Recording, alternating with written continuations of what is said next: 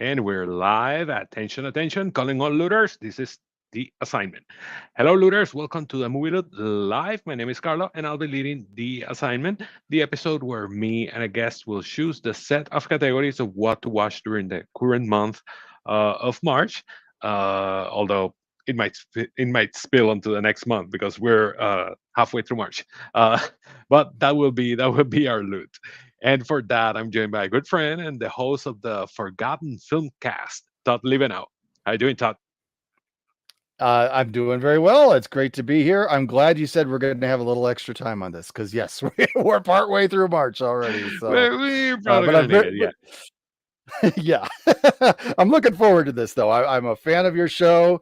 I've been listening for some time, and I love the concept of kind of picking out some films from some different categories. So I'm excited to be doing this. yeah, definitely. That's the driving force behind the show. We usually tend to do this near the beginning of the month, but I've been caught up with 1,000 things at work and the Oscars, and I was dealing with 100 other things, and then I said, "Oh, I have to contact Todd." Damn. But we're here, and we're gonna have fun definitely. um it's definitely great to have you here in the show. Like I said, you are the host of the Forgotten Filmcast. Why don't you tell everybody a bit of what the podcast is about? So, way back when I started the show, it's about 10 years ago now, but I was starting blogging, starting, thinking about wanting to do a podcast, and I was like, there's so many shows out there that are about the new releases, and I was like, I want to dig deeper than that. And part of it too was that I had young kids at the time. I never got to the movies very much, so I was like, I can't talk about new releases. I'm always months late on the new releases. So Okay. I started diving into what I called forgotten films, the films that time forgot. And part of that too was this was at the beginning stages of when you had like Netflix and Hulu and the other streaming services. And back then they actually had old movies on those services. And a lot of it was stuff I'd look at and be like, I never heard of that before. Let's give that one a whirl. And so it just got to be a lot of fun talking about the movies that nobody else talks about these days. So I always like to be digging and find something that's obscure, something I never heard of before, and it's been very rewarding. It's been great to get to find out about a bunch of movies I never heard of, a bunch of filmmakers and stars from past eras that I wasn't that familiar with, and just getting to know a lot of other people who are into movies that I get to have as guests on my show. My show is it's I only take part of the credit for for a good episode because a lot depends on my guests too, and having great folks on there that love to talk about movies. So it's a lot of fun, and I enjoy doing it.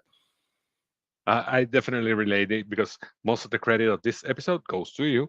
And I was a guest, since you mentioned it, I was a guest last year on your show, Forgotten Filmcast, when we talk about a forgotten film indeed, because it was one that I think I said this to you in the episode, I really either didn't know of or had completely forgotten, which was Holocaust 2000 with Kirk Douglas. And Mhm. it was really an interesting watch. It was a trip for sure. I had when I saw it pop up, I mean, I'm always scanning things like Tubi and all that. Tubi's a great source for the Yeah. type of films that I talk about on my show. And I think I saw this title pop up and I was like, I never heard of that before. And I was like, what? Kirk Douglas is in this? And then I started looking deeper and I was like, oh, it's like an Omen ripoff. Oh, we got to see this sometime. So I was glad you jumped on the chance to talk about that movie. Yeah, no, it was definitely fun. Kirk Douglas and his butt. Um, so, Yes, yes. so you already mentioned how you decide what films to cover. At least a bit of that, but how forgotten they have to be, and how do you remember to cover them? It's totally kind of at my own discretion, I guess. I usually try to kind of keep track when I see something that looks interesting. I try to make, put it on like a letterboxed list that I can kind of use to keep track of films that might be possibilities for the show. And I do kind of look at like what the stats are on Letterbox. See how many people have logged watching this movie before.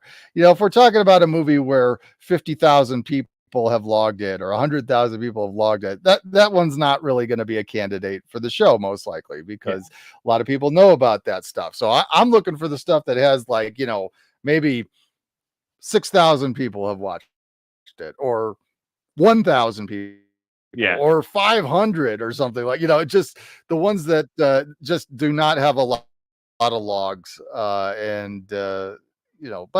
I mean, part of it is too is just, whatever happens to strike fancy. yeah. It's really interesting to browse your episode catalog because what is this film and what is this film and this other film and this other film. I haven't heard of this, so it's really interesting. But we're definitely gonna be talking a bit more about your show and about what you do in our next episode when we're going to be talking about our loot of films. So why don't we move on to onto the main part of this show, and basically what we'll be doing today is receiving the assignment of what will be our loot, choosing the categories of what we'll watch. We're like we said, we're almost towards the middle of March, so it's going to be a bit of a challenge to do it within March, but we'll allow a bit of a spill into next month, depending on our respective schedules. Because my schedule right now is really hectic. Um, but once we finish today, we both will have our assignment, our mission of what to watch during the month. Todd, obviously your show is based on watching uh, different types of films that are not that known. So you're comfortable with the categories that you see and what might pop up. Oh yeah, absolutely. I mean, there's always some on there that seem a little daunting, but we'll get through it together, I'm sure. Any category in particular that which one seemed daunting to you?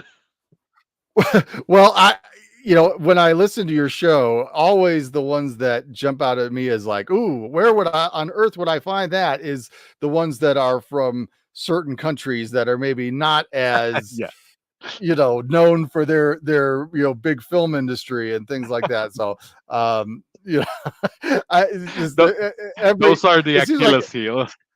yeah, yeah, and I mean, I'm open to stuff. It's just I'm always going, where on earth am I going to find this thing? So I guess we'll see what we come up with here. Yeah, but yeah, Yeah, that's always a we'll see. little intimidating.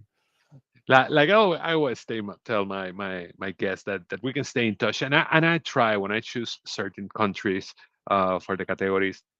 I try to make sure that at least there's something there are Mhm. some films, not like, oh, let's watch a film from the island of Timbuktu, and you saying there's just one documentary that was made in the 70s and nobody can find it. Right. um, Yeah. but I try to find countries that have at least some film industry and that are films that are available at some level, and we can always stay in touch and via uh, email or something to say, hey, this is what I saw. You can check this out, or here's a list of films. So Mhm. we'll deal with that once we see what comes up. So are you ready? I'm ready. Let's do it. Okay. So what I'm gonna do is I'm gonna share my screen so you can see. Let me see what. There you go. Hey, all right. Let me know if you can see it. I can see that. Yep. Okay, so this is our monthly challenge. So, Todd, you are the guest. So, why don't you tell me what will be your first category? Well, I'm gonna go with where my eye went first. The one that just leapt off the page for me was a film from the 1930s. Um, and mainly that's because one of my There we great go. joys of doing this podcast for all these years has been discovering what's known as pre-code cinema, which of course is the 30s, and there's just so many wonderful things and unique things about the films of that era. So I'm always looking to cross off some pre-codes. So yeah, the 1930s, I'm definitely down for that. Well, you're definitely gonna be in a treat with my show because I have a pre-code loot episode in agenda for the next month. So we're gonna Ooh, definitely excellent. talk about pre-code. So it's great that we get into this because now I can look for some pre-code films to watch to prepare for that episode. Um, I might talk about them in that episode, but I might jump in with a couple of recommendations. Let me see if there's Babyface. I don't know if you've seen it from Yeah, yeah. 1933. Barbara Stanwyck. That's one that was really really good. Have you seen it?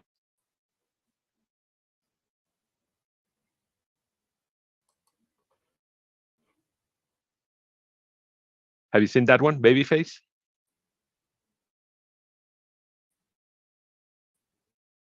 Let me know if you can hear me.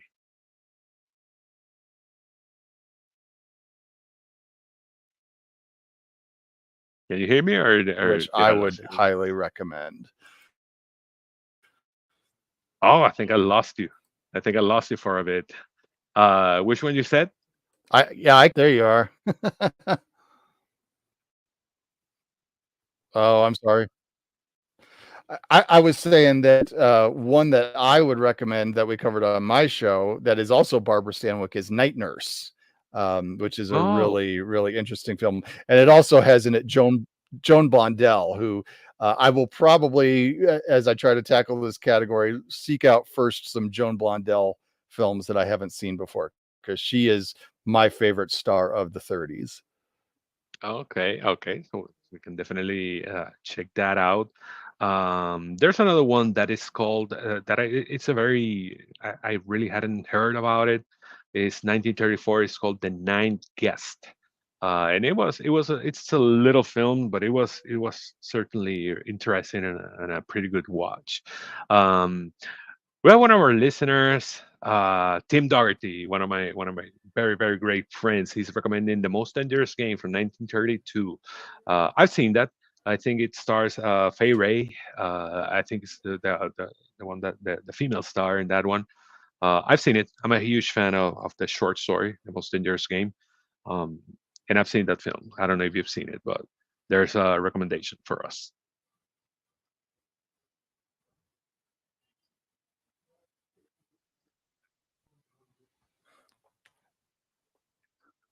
Okay, so I let's yeah, I haven't seen that one before, but I think I've seen other versions. Okay, yeah, yeah, yeah. There are 100 adaptations of the Most Dangerous Game, definitely from the Most Dangerous Game to surviving the game with Ice T or Hard Target with Jean Claude Van Damme. Those are all adaptations and Yeah, spin-offs of the same story. To all those watching us, there's yeah. a bit of a delay in between me and Todd, but we're uh, it's workable. Okay, so let's move My with apologies. my. No, no, don't worry, it's not your fault. Uh, let's see what I can choose, and I have two that I might like. Um, but there's one that as soon as I put the category in, I thought, this might be fun. So I'm going with a film where the main character is your namesake. So in my case, it would be a film where the main character is named Carlo, and in your case, a film where the main character is called Todd. So I thought that would be an interesting category to have fun with. Uh, you can go to That IMDb and browse by character names just to see what comes up. Yeah, and that might be a little bit of a challenge. I was talking to somebody about this recently where, I'm always frustrated with characters that have my name in movies because it is just it it tends to happen this way that Todd is always a name for, like, the pompous jerky guy in like a slobs versus snobs type of movie. Like if you have like a Revenge of the Nerds type of a scenario, Todd is always It's like the preppy guy that's a jerk and all that kind of stuff. She's not my That's mother, definitely not Todd. me. Yeah. So yeah, hopefully I'll find a Todd movie that is not about a jerk. But as long as the jerk is the main character, well, it's open. Let's see what I can find with someone that's called Carlo. Okay, so what would be your second choice? My second choice, I'm gonna go with a film originally released in 3D, Ooh, that would be a fun one. which I've always been intrigued by the concept of like the golden era of 3D. You know, the 50s stuff is what I'm looking at there. It's weird that I would pick this actually because I my eyes are really bad, and I actually don't see the 3D effect terribly well, like on new movies when they come out when they would do the 3D thing. It always just looks dark to me, and it doesn't work real well. But Okay. I'm intrigued by like 50s era 3D stuff, you know, the old sci-fi and all that. So I want to try and find something probably from that era of 3D. Yeah, I always find interesting the the the whole uh, thought process behind the gimmick, um, if we can call it that. But for example, it was something in the 50s to try to bring people to the theaters and not stay on TV on the house watching Hmm. TV. Then it came back in the 80s, and then it came back in the 2000s, and it's something very cyclical that kind of comes and goes. I've always found that um, cycle of 3D and not 3D, 3D and not 3D to be very interesting. So it would be cool to check out what we can find.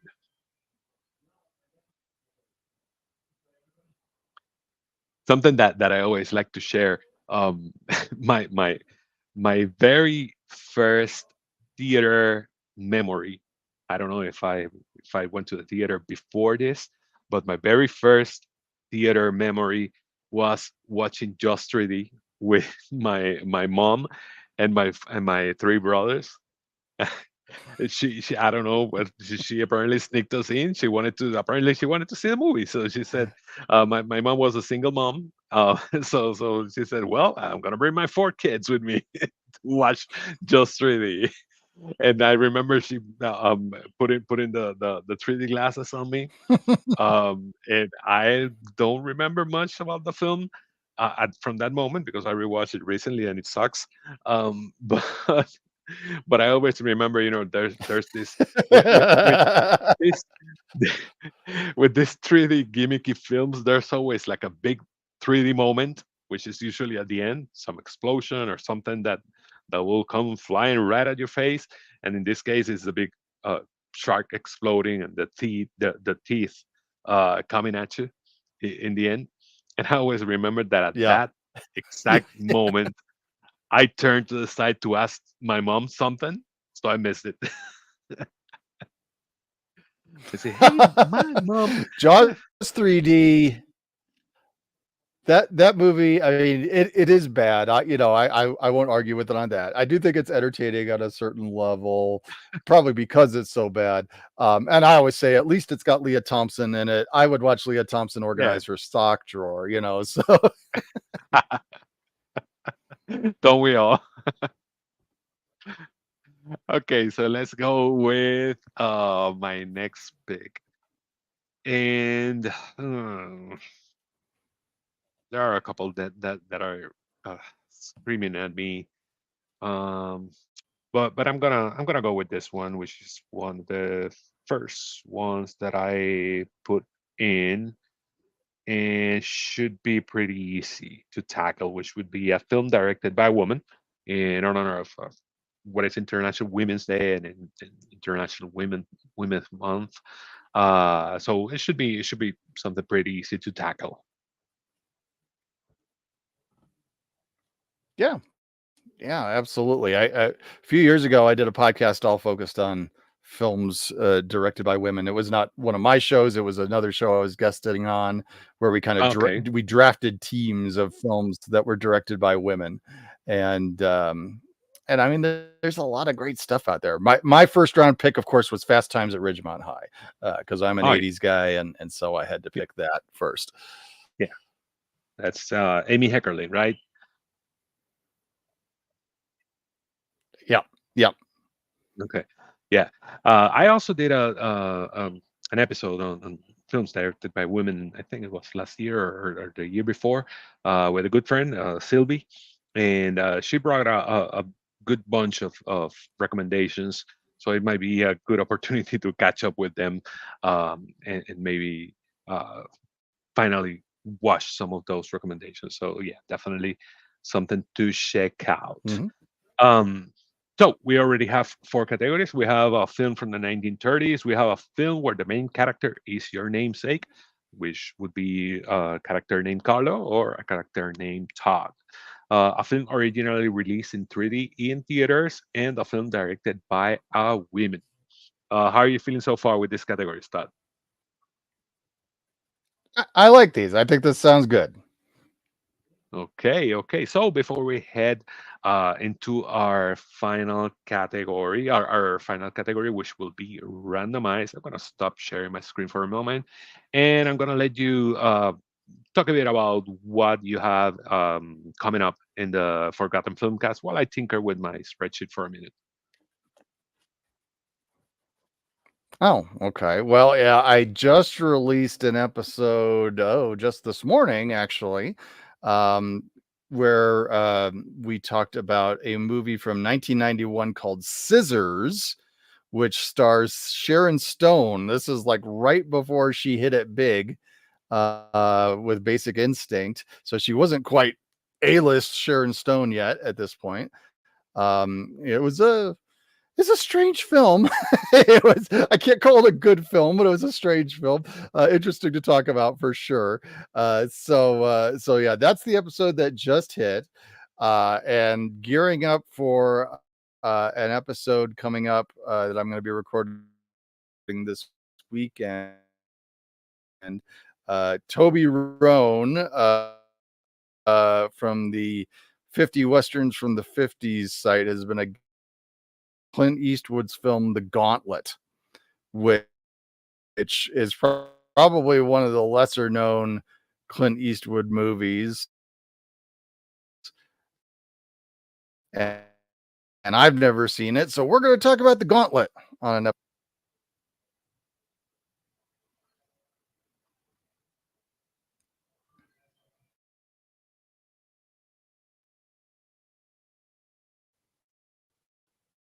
So we're definitely gonna look forward to all that's coming up in the Forgotten Filmcast. So I'm gonna start sharing my screen again, and let me know as soon as you can see it.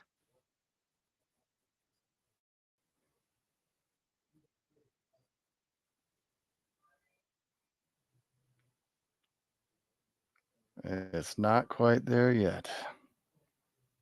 Have a bit of a delay with some technical difficulties, Oh, but here it we're comes. getting there. Okay, nope, I see it. I got it. There you go. Okay, so for our last category will be determined by the ruthless randomizer. And the randomizer means that, Todd, you're the guest, so you're going to give me one number from 1 to 21, and the randomizer will choose what will watch for that fifth and final category. So give me one number from 1 to 21.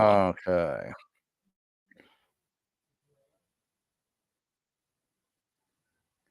Let's go with 14. 14, let's see what comes up. A film with a color in its title. That shouldn't be that hard. That should be fairly easy. Red, yellow, green, blue. So I think there are a lot of options there to pick from.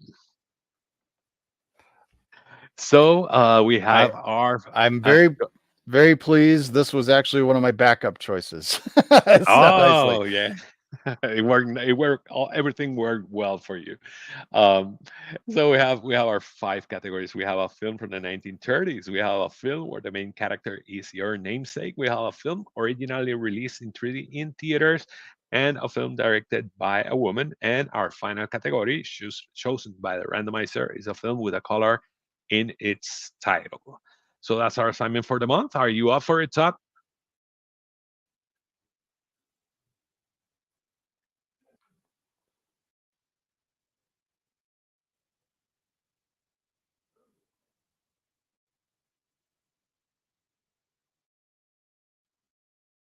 Of course, he's up for it, even though there's a delay, but of course, he's up for it. All right, it's on.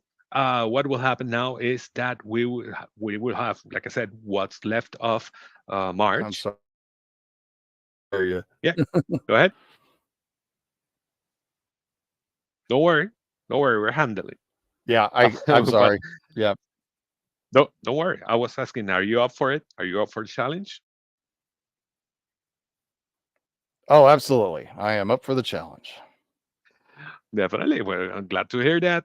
What will happen now is that we will have what's left of March and maybe a bit of April to watch 5 films to fit those criteria. And at the end of the month or at the beginning of April, me and Todd will meet again to talk about this loot of films. Todd, it was great to have you here, and we'll definitely meet again in a couple of weeks.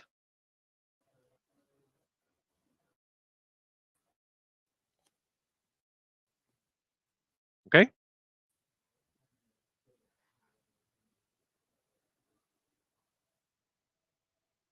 So thanks to everybody for listening, and stay tuned for our next episode. We're still catching up a bit, but our most recent episode was our Oscars loot episode, where me and my friend Ian from Best Film Ever podcast talk about the current Oscars and a bit about past Oscars. And soon we will be closing up our February loot with Brian Scuttle. So stay tuned for that. Other than that, follow us on Twitter at TMML2021. We're on Blue Sky at the Movie Loot, and me personally at TIFCGT on both platforms.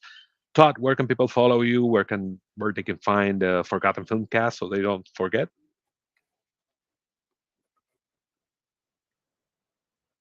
Well, you can find the Forgotten Filmcast pretty much wherever you find your podcasts. Just search for Forgotten Filmcast. And I do also have a blog site. It's forgottenfilmcast.wordpress.com. And I'm on Twitter or X, whatever you want to call it, at Forgotten Films. That's films with a Z. There you go. All the links for Todd's social media and podcast will be in the episode description. Also, remember to rate, review the movie loot wherever you listen. Rate and review the Forgotten Filmcast wherever you listen. That's one of the best ways you have to support us, and it's definitely free. Just if you like the show, just give us a rating, give us a review. So, have a good night, and let's grab the loot, Todd.